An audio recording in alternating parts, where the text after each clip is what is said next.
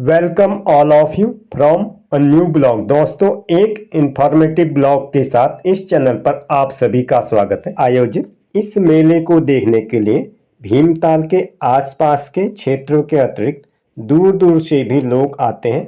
बिखेरता यह हरेला मेला कभी भीमताल में खेतों में धान की रोपाई के प्रारूप में होता था।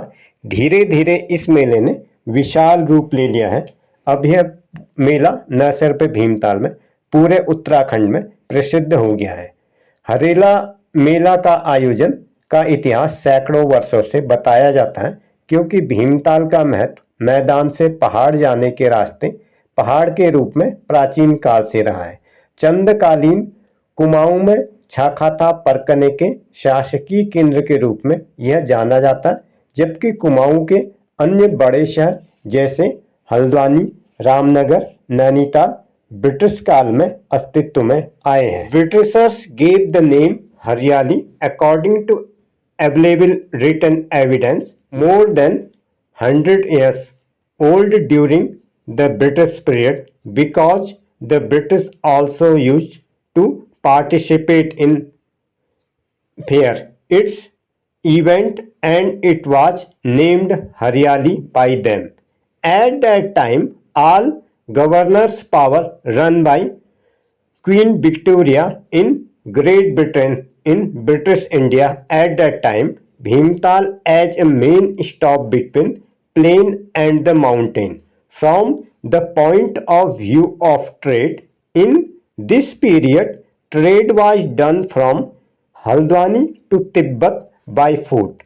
The British traders Tibet as autonomous region between India and China. दोस्तों, उपलब्ध लिखित प्रमाणों के अनुसार यह मेला कम से कम 100 वर्षों से अधिक पुराना ब्रिटिश कालीन माना जाता है, क्योंकि इसके आयोजन में अंग्रेज भी पार्टिसिपेट किया करते थे।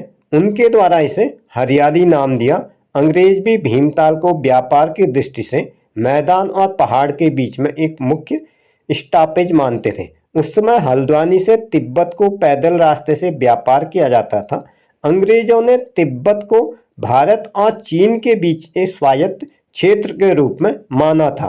भारत तिब्बत व्यापार trade between India and Tibet trade was done by the people of Bhutia caste living on the border of Tibet in Kumaon, whose other main occupation of, जिसको कहते हैं भेड़ को पालना, भेड़ पालन, शीप पालन कह सकते हैं। From here food item and salt were sent to Tibet and return things like wool, hing, jambu and other mountain things etcetera were bought from Tibet.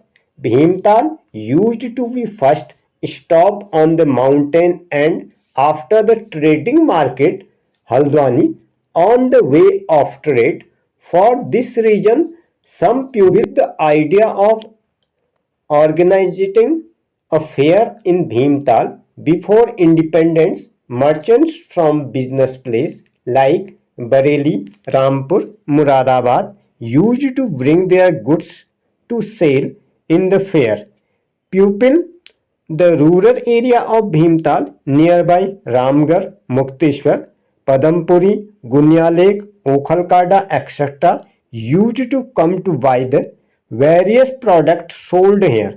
In this way, this fair was not only culture event, also become business center too. इस तरह से Bharat Tibet व्यापार कुमाऊं में तिब्बत की सीमा पर रहने वाली भूटिया जाति के लोगों के द्वारा किया जाता था, जिसका मुख्य साधन भेड़ पालना था।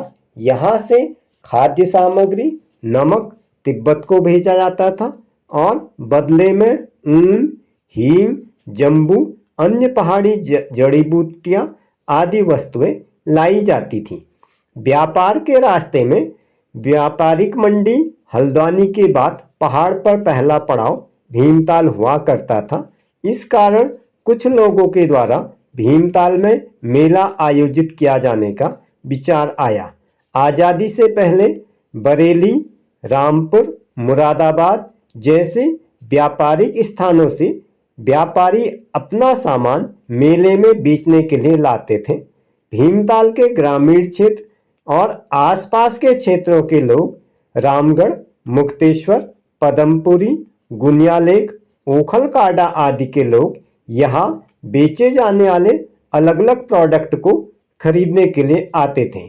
इस प्रकार यह मेला एक सांस्कृतिक आयोजन न होकर के एक व्यापारिक केंद्र भी था।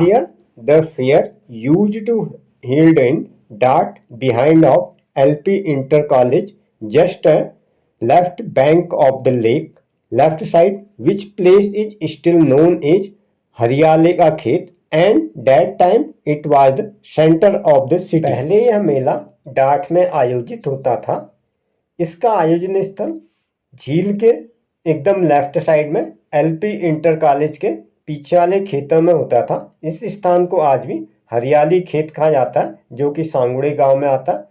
इस मेले की अवधि 7 दिन की होती है। जगह जब भी हम स्कूल पढ़ते थे उस टाइम में भी LP इंटर कॉलेज जो शहर का मुख्य केंद्र होता था, क्योंकि दूर दूर से लोग आते थे और सारा बिजनेस का मेन सेंटर जो है डार्ट ही था। उसके बाद जब इंडस्ट्रियल एरिया मल्लीताल में बना तो सारी भीड़ जो है इधर की जो है इंडस्ट्रियल एरिया बनने से मुख्य विकास भवन की तरफ चले गई, क्योंकि वहीं पर ज़्यादातर ऑफिस होते थे। आज भी ज़्यादातर जो कॉमर्शियल एक्टिविटी है मल्लीताल अथवा आड़ू के मैदान की तरफ की होती है।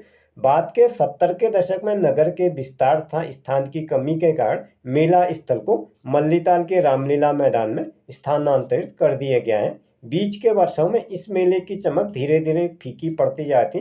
2 साल कोविड की वजह से यह मेला नहीं हो पाया था और मेला भी प्रतिकूल परिस्थितियाँ थी, बारिश बहुत ज़्यादा हो जाती थी, तो 2-3 दिन के लिए कुछ सालों में सीमित हो गया था। बाद में मेले में जनता और व्यापारियों की भागीदारी में उल्लेखनीय वृद्धि हुई है और मेले की लोकप्रियता धीरे धीरे अपने पुराने स्तर को लौट आई है। मेले का आयोजन संगठन प्रबंधन भी बदल गया। अब इसका आयोजन नगर पंचायत भीमताल द्वारा किया जाता है। मेले के अलावा यहाँ पर सांस्कृतिक कार्यक्रमों का भी आयोजन होता है, जिसमें उत्तराखंड राज्य के कलाकारों द्वारा अपनी तथा स्कूल के बच्चों के द्वारा भी सांस्कृतिक प्रस्तुतियाँ की जाती हैं।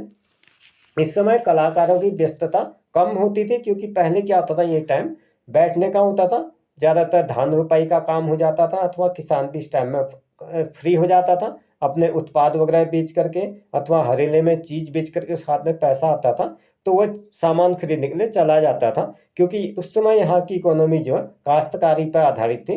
राज्य के सभी प्रमुख कलाकार अपनी प्रस्तुति देने के लिए आज भी उपस्थित होते हैं। मेले में क्षेत्र के स्थानीय स्कूल कॉलेज के छात्र छात्राओं के द्वारा भी कार्यक्रम प्रस्तुत किए जाते हैं। कार्यक्रम को देखने के लिए काफ़ी भीड़ लगी होती है और देर शाम तक का काफ़ी अच्छा लगता है, क्योंकि बिजली की लाइटों में और अब चमक अच्छी लगती है। हरेला मेला कभी भीमताल में खेतों में धान की रोपाई के प्रारूप में होता था, लेकिन अब इस मेले ने विशाल रूप ले लिया और ये पूरे न सिर्फ भीमताल में वर्ल्ड वाइड रूप से प्रसिद्ध हो गया है। दोस्तों, उम्मीद करता हूँ आज ब्लॉग से आपको कुछ न कुछ नवीन जानकारी उपलब्ध ही होगी, क्योंकि ज़्यादातर ऐसा होता है कि अगर आप किसी का भी अदर का भी ब्लॉग देखें, मैं यहाँ पर किसी के बारे में नेगेटिव बोलना नहीं चाहता हूँ, लेकिन होता क्या है, किसी ने कहा ये झूला है, ये झूले में को देखो, यहाँ पर दुकानों का स्टॉल लगा है, दुकानें देखो, यहाँ पर लेडीज़ गारमेंट्स है, लेडीज़ गारमेंट्स में आपको दिखाने ले जा रहा हूँ, लेकिन जो चीज़ देख रहा है वो तो आपकी नज़रों के सामने है। उसके अलावा मेरी कोशिश है कि मैं आपको